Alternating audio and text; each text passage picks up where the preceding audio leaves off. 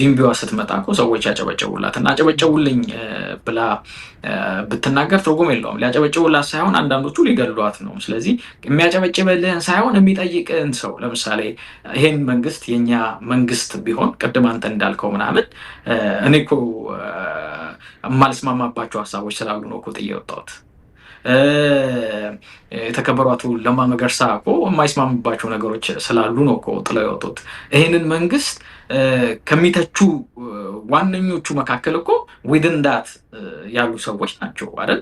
ሌሎቹም የሉበትም ማለት አይደለም፣ ግን የሚተቹት ሰዎች በዛ ሃይማኖት ውስጥ። ስለዚህ የሃይማኖት አስተሳሰብ ይሄ የኛ ነው፣ ይሄ ለኛ ነው፣ ይሄ በኛ ነው፣ በቃ ኢትስ አወር ታይም እና ለኛ ነው የሚል አስተሳሰብ ሰው ቢኖረው ብዙ ልትተቸው ብዙ ዋጋ እኮ ከፍለናል ብዙዎቻችን።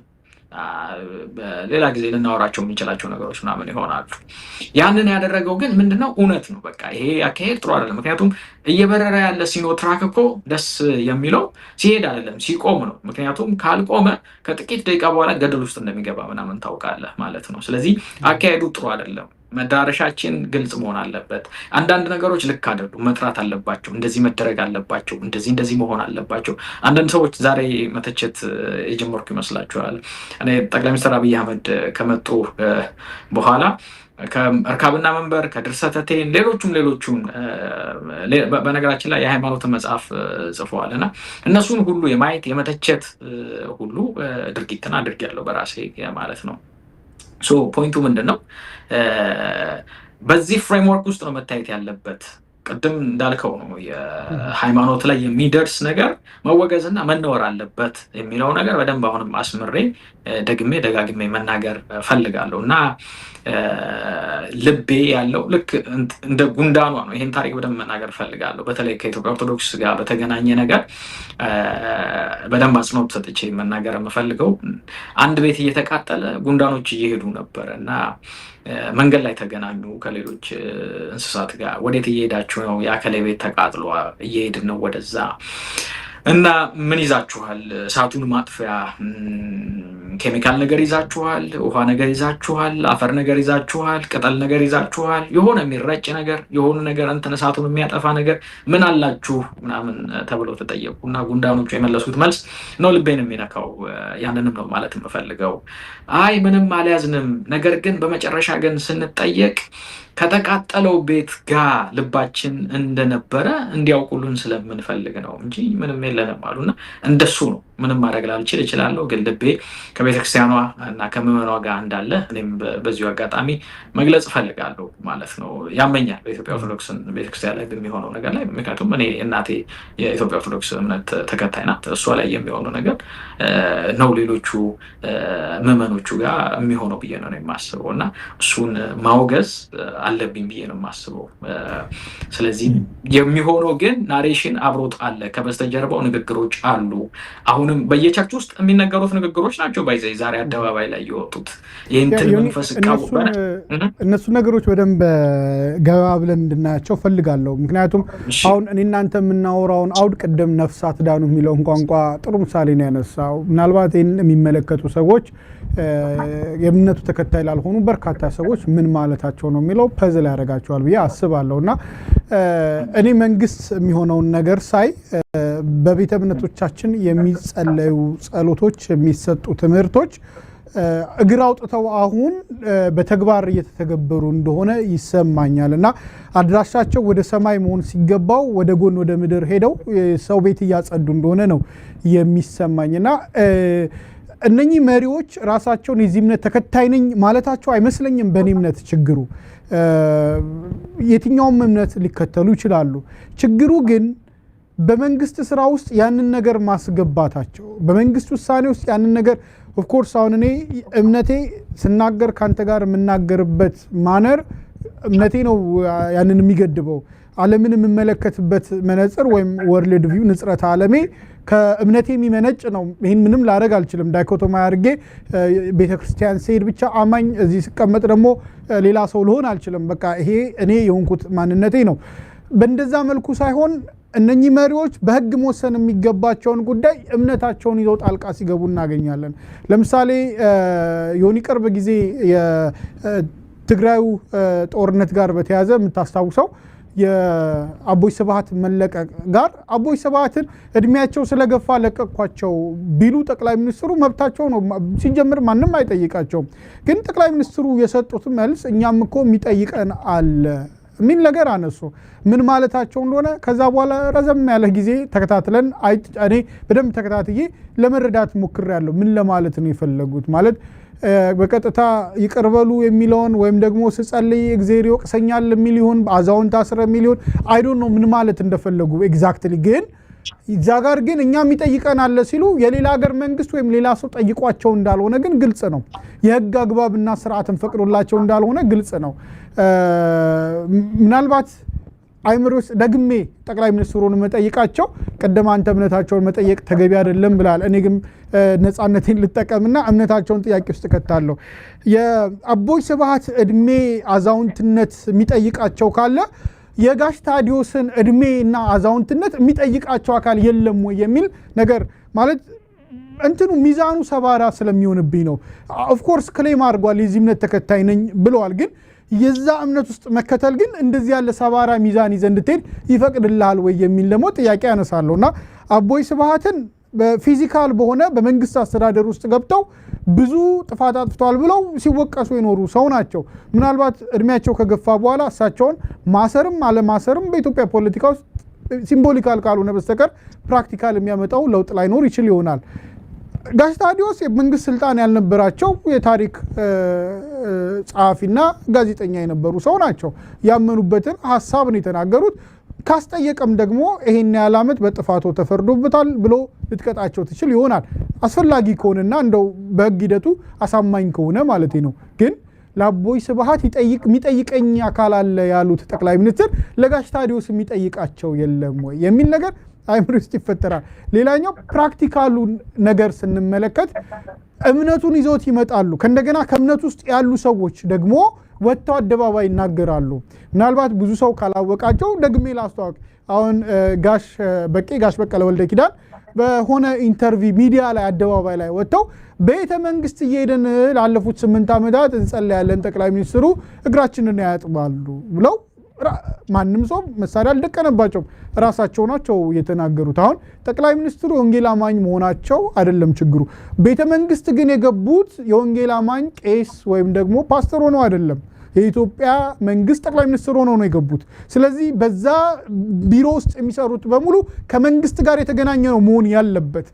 ያ ነው ፕሪንሲፕሉ የሚያነሳው። ሴኩላሪዝም ስንል እኮ ጠቅላይ ሚኒስትሩ ከፈለጉ የሚከተሉት ቤተክርስቲያን ውስጥ ሄደው አይደለም የመሪዎችን የመላው ህዝቡን ምእመኑን እግር ማጠብ ይችላሉ።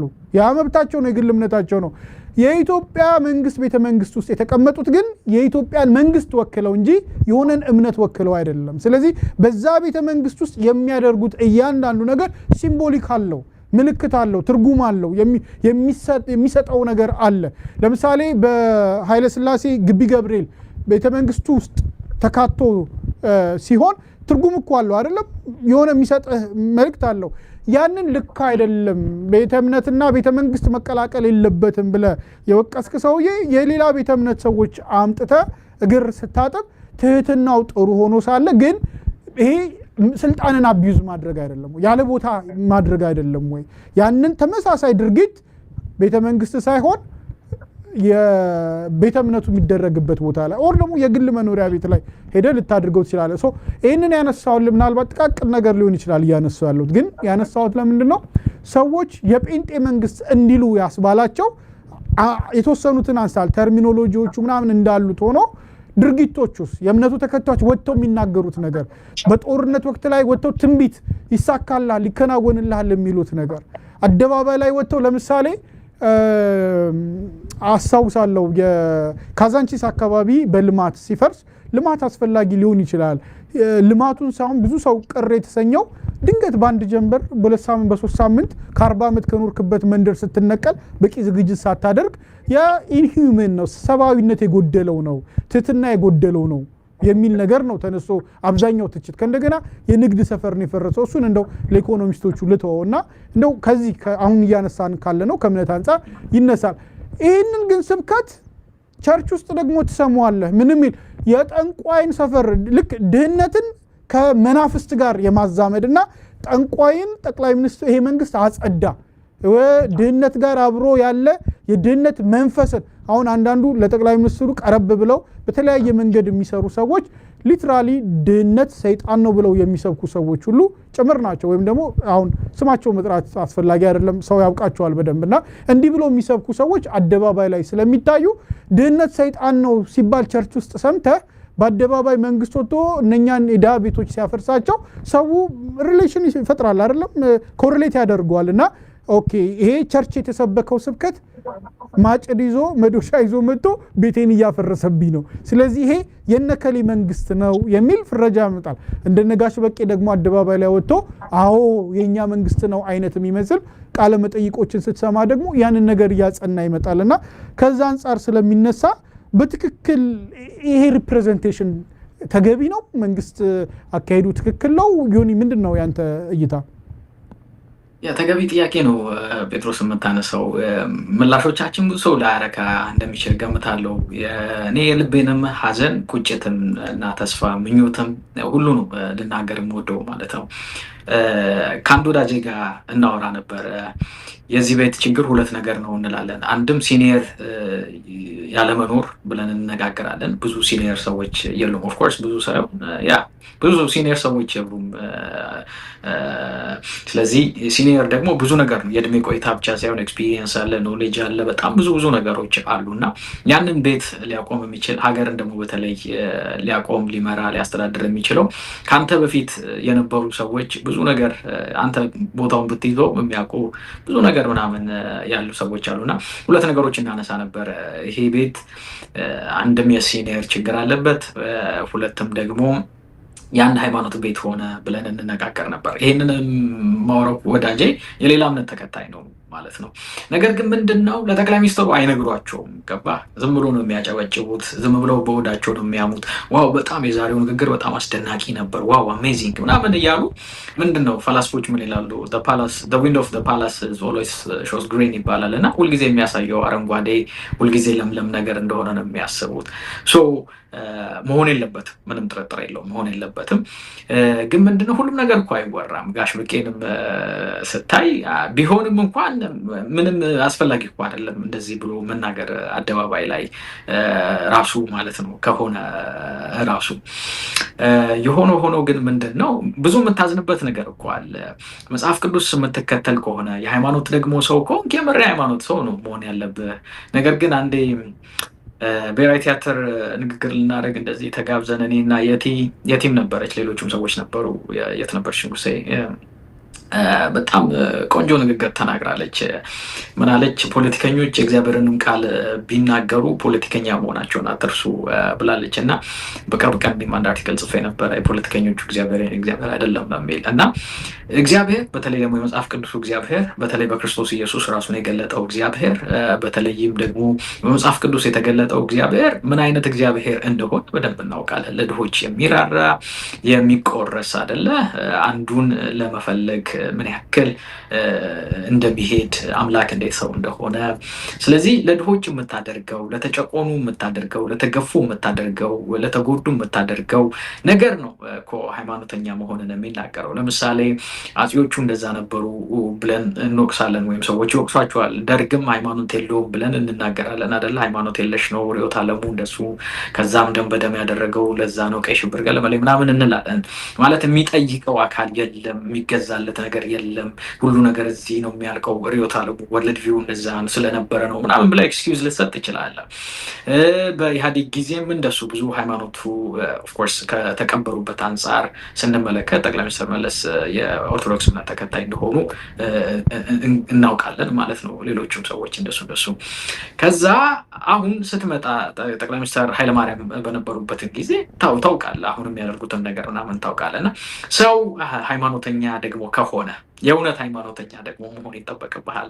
የእውነት ነው ኢየሱስን ከተከተልክ የምትከተለው ማለት ነው። የምታረጋቸው ሁሉ የምታረገው የእውነት ነው ማድረግ ያለብህ ማለት ጊዜያዊ እንደሆነ ሁሉ ነገር ሊገባህ እና አንደርስታንድ ልታደርግ ይገባል። እና ከሞት ባሻገር ህይወት እንዳለ፣ ከዚህ ዓለም ሌላ ዓለም እንዳለ እና ለገባህና እንትን ላልክበት መንፈስ ቅዱስ ካለ የእግዚአብሔር ቃል ከሆነ መመሪያ የምትተዳደረው በዛ ከሆነ የምታደርጋቸው ነገሮች ከሌሎቹ የተለየ መሆን አለበት፣ የበለጠ መሆን አለበት፣ የተሻለ መሆን አለበት፣ የደመቀ መሆን አለበት፣ የሚቆረስ መሆን አለበት፣ ምሳሌ የሚሆን መሆን አለበት አይደለ?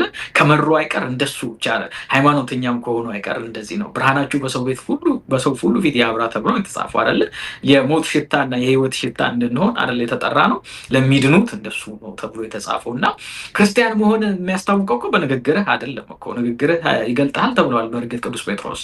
ነገር ግን ደግሞ በፍሬያቸው ታውቋቸዋላችሁ የተባለው እና ፍሬያችን እሱን ይመስላሉ የሚሉትም ጥያቄዎች በደንብ ሊትመስ ፔፐር ይሆናል ብዬ ነው የማስበው። መጠየቅ ያለበትም ነገር ነው ብዬ ነው የማስበው። እንመስላለን ወይ ማለት ሰው አራስ ቤት ሄዶ አራስ ይሸታል። ኩበት ያለበት ቤት ገብቶ ኩበት ነው የሚሸተው። ሙሴን እንኳን 40 ቀን ተራራው ላይ ሄዶ ከሚያንጸባርቀው አምላክ ጋር ስለነበር ቁርበቱ አንጸባረቀ እና እንደሱ እና የከረምንበትን ነው የምንመስለው። እንደሱ ነን ወይ የሚሉት ነገሮች አብረው መነሳት አለበት።